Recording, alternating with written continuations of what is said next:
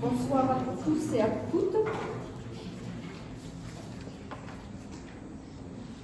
Alors, je me présente, je suis Christelle Lebord, infirmière coordinatrice.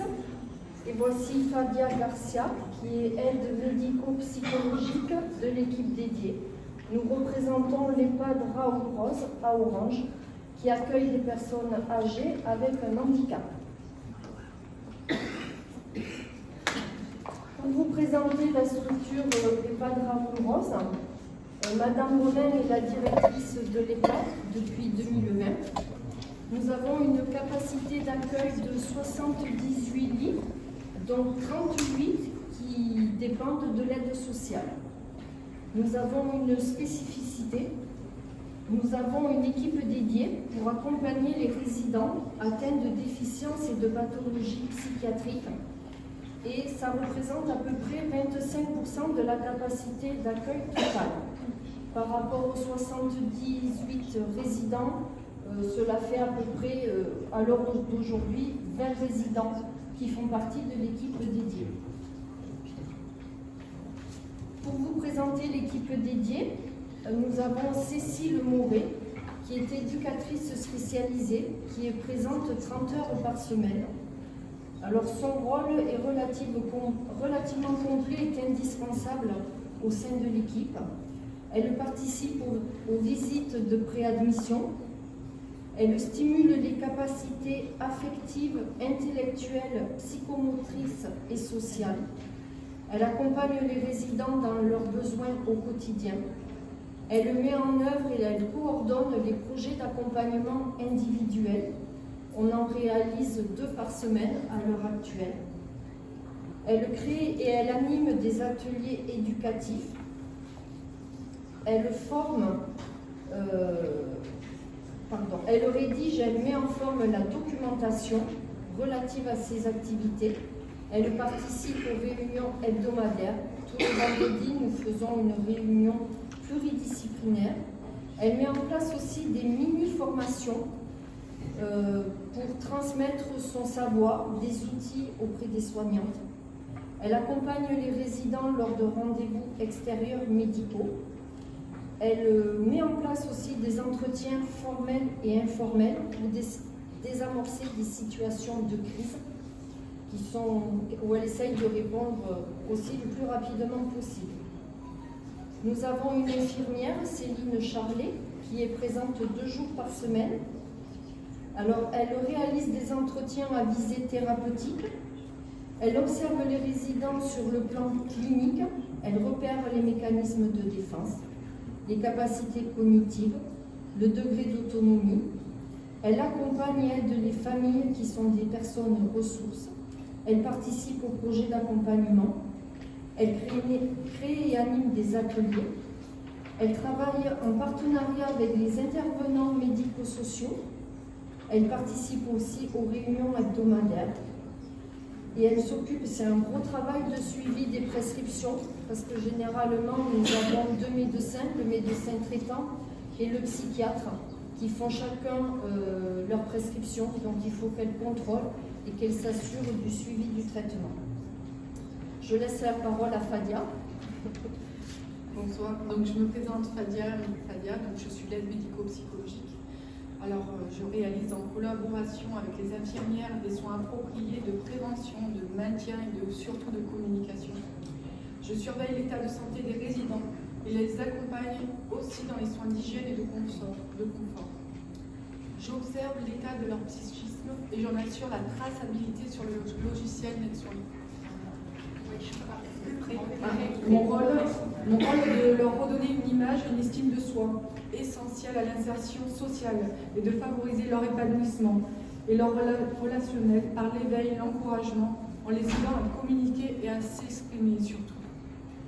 L'accompagnement du résident dans le cadre du soin le matin et les ateliers de l'après-midi vise à motiver les résidents à participer socialement pour favoriser les changements de comportement, améliorer leur mode de vie et surtout préserver leur fonction cognitive. Je suis là aussi pour maintenir le lien avec les familles, mais aussi être une présence effective pour leur éviter un sentiment parfois d'isolement.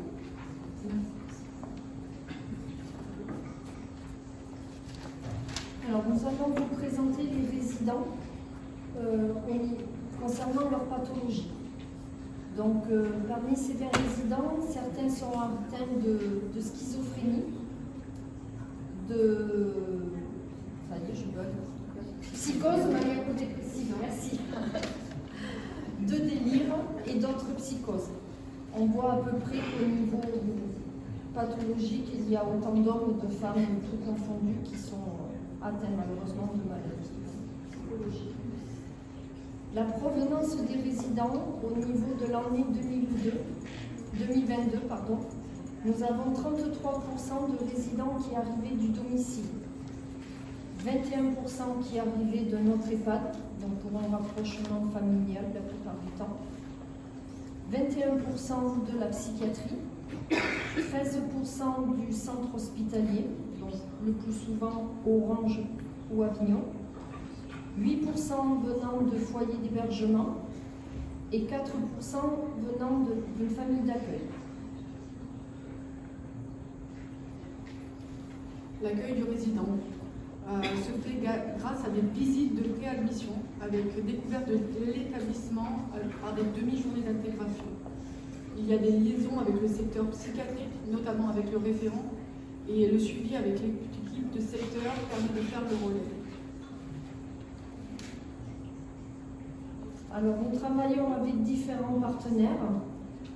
Nous avons des conventions signées avec le secteur psychiatrique, notamment avec le centre hospitalier de Montfavet, le centre hospitalier d'Orange et plus particulièrement le service d'urgence au niveau de la psychiatrie, le CMP avec les psychiatres, psychologues, infirmières du CMP, l'équipe mobile gérontopsychiatrie, sur lesquelles on s'appuie beaucoup. Elles interviennent à l'heure actuelle une fois toutes les 3 semaines, une demi-journée, notamment le mercredi, et c'est un grand soutien pour nous.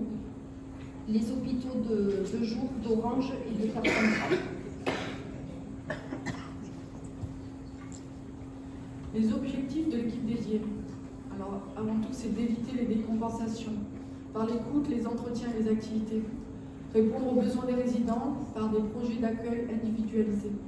Répondre aux besoins des équipes par des formations, par la présence de l'éduc spécialisée en réunion d'équipement d'hébergement, par des toilettes évaluatives faites par moi-même afin de soulager et de conseiller les AS. Il s'agit aussi de faire le lien entre les familles, les organismes tutélaires et l'équipe mobile gérontopsychiatrique. Travailler sur l'estime et l'image de soi, et surtout inclure les résidents dans la population de l'EHPAD. Les actions, ça passe par des sorties, des journées à thème, en ville, achats, promenades, des jeux de société, tous les jeux, des Scrabble, petits chevaux, ça c'est en fonction de leur envie, des jeux sportifs avec régulièrement des olympiades, des pétanques, dès qu'il fait beau on est dehors, de toute façon on apprécie. Des ateliers créatifs de toutes sortes, selon le calendrier, avec l'animatrice et l'ALB. Des temps d'échange individuels et ou en groupe, des repas thérapeutiques, toujours individuels ou en groupe. Nous avons une cuisine mobile, des ateliers esthétiques, on pratique le jardinage, le bricolage, nous avons un petit cinéma, les lotos, les anniversaires, les soirées en famille, beaucoup de soirées et beaucoup de moments où tout le monde vit ensemble.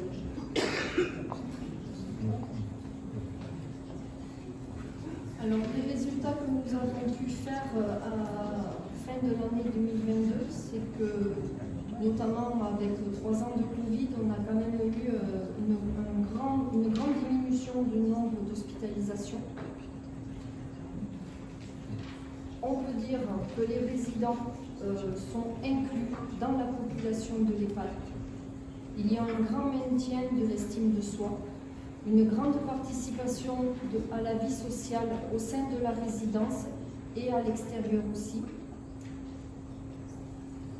Une chose aussi qui nous tient à cœur, c'est de former et de monter en compétence les soignantes et les ASH sur la prise en charge des pathologies psychiatriques. Alors nous sommes passionnés, mais nous rencontrons des difficultés, notamment sur Orange, où nous constatons une pénurie de psychiatres. Il y a beaucoup de turnover et dans le suivi, voilà, ça peut nous mettre en difficulté, mais on fait au mieux.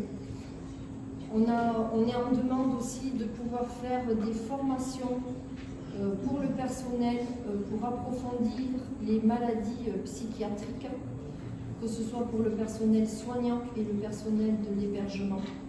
Parce qu'elles aussi, que ce soit côté restauration ou entretien des locaux, elles sont au contact des résidents. Donc là aussi, elles sont en demande.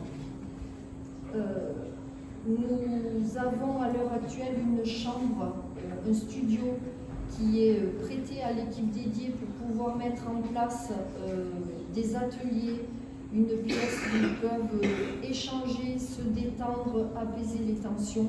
Et on aimerait que ce local-là devienne pérenne. Et il y a aussi un travail de fait avec les autres résidents, puisque nous sommes dans l'inclusion, nous vivons ensemble. C'est apprendre aux autres résidents de vivre ensemble et de travailler sur la tolérance. Alors pour conclure, nous dirions que l'EHPAD Raoul Rose a une philosophie de vivre ensemble. On a un établissement sur 5 étages, il n'y a pas de secteur, tous les résidents sont sur les différents étages. On prend les repas ensemble dans la grande salle restaurant et les animations sont pour tous.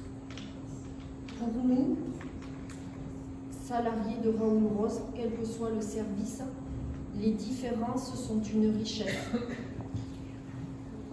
Bien que parfois, ces moments de partage soient difficiles à vivre. Mais nous constatons que les résidents sont bienveillants les uns envers les autres. Chaque résident a sa place au sein de l'EHPAD. Et c'est à nous, soignants, de maintenir cet équilibre et de favoriser la tolérance pour vivre en collectivité et sereinement. Alors, lorsque nous avons travaillé sur le PowerPoint avec l'équipe dédiée, un résident a son studio en face de mon bureau, et il a tapé à la porte. Voilà, donc il a travaillé avec nous et nous cherchions une citation qui nous ressemble. Et nous lui avons laissé le choix entre 3 citations.